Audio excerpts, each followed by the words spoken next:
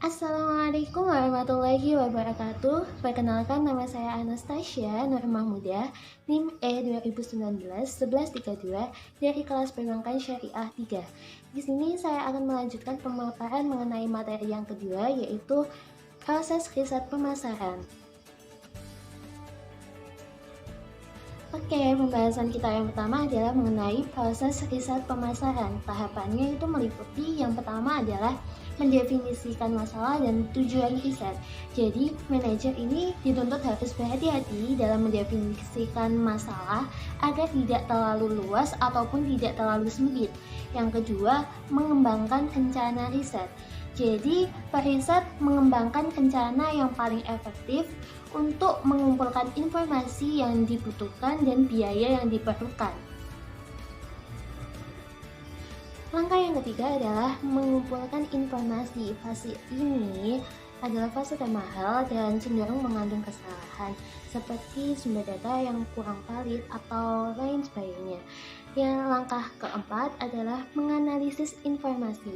Jadi periset itu menyimpulkan temuan dan dengan mentabulasikan data dan mengembangkan distribusi frekuensi. Langkah yang kelima adalah mempresentasikan temuan. Jadi periset ini itu harus dituntut memainkan peran konsultan yang lebih proaktif dalam menerjemahkan data dan informasi agar menjadi pandangan dan rekomendasi. Langkah yang keenam adalah mengambil keputusan. Jadi manajer yang memerintahkan riset harus mempertimbangkan bukti. Jika kepercayaan masyarakat terhadap temuan itu rendah, maka masyarakat cenderung akan menolak dan sebaliknya. Nah, selanjutnya kita akan mempelajari tentang pendekatan riset.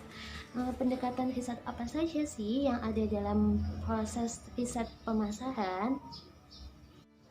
Di sini saya akan mendefinisikannya secara sederhana saja mengenai pendekatan riset. Yang pertama ada pendekatan riset observasi, yaitu pendekatan riset dengan menggunakan metode pengamatan secara langsung di tempat.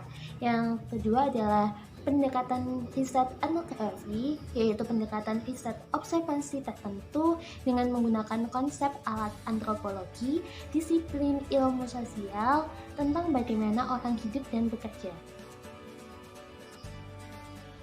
Selanjutnya ada pendekatan melalui kelompok fokus, yaitu perkumpulan 6-10 orang yang dipilih secara teliti untuk mendiskusikan topik minat dalam waktu yang panjang. Lalu ada pendekatan riset survei, yaitu pendekatan riset dengan mempelajari pengetahuan, kepercayaan, preferensi, dan kepuasan masyarakat. Selanjutnya yaitu pendekatan riset data perilaku. Pendekatan riset ini itu mencari jejak perilaku pembelian, seperti jejak perilaku pembelian di database pelanggan, di pemindai toko maupun di katalog dan lain sebagainya. Yang terakhir yaitu pendekatan riset eksperimen. Pendekatan riset ini itu dirancang untuk menangkap sebab akibat dengan menghilangkan berbagai penjelasan terkait temuan yang diteliti. Di sini kita akan membahas tentang instrumen riset. Apa sih instrumen riset itu? Instrumen riset adalah alat yang bisa digunakan untuk melakukan riset pemasaran. Nah, apa saja? Instrumen riset sendiri itu meliputi kuesioner, pengukuran kualitatif, lalu ada peralatan teknologi, lalu ada rencana pengambilan sampel, lalu ada metode kontak, ini baik tatap muka maupun online, lalu ada wawancara telepon, kuesioner surat, terus ada wawancara online dan wawancara pribadi dan lain sebagainya. Lanjut, di sini saya juga akan memaparkan tentang materi yang ketiga, yaitu halangan dalam penggunaan riset pemasaran. Apa saja sih halangan dalam penggunaan riset? Yang pertama ada konsepsi sempit tentang riset pemasaran.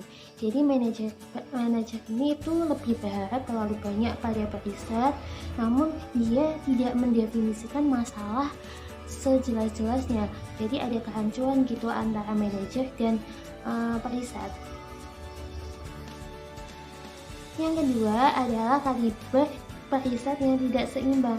Jadi manajer ini memandang riset pemasaran tidak lebih sekedar kegiatan administratif. Jadi manajer itu memperkerjakan periset pemasaran yang kurang kompeten sehingga hasilnya juga tidak impresif. Yang ketiga adalah penentuan rangka masalah yang buruk.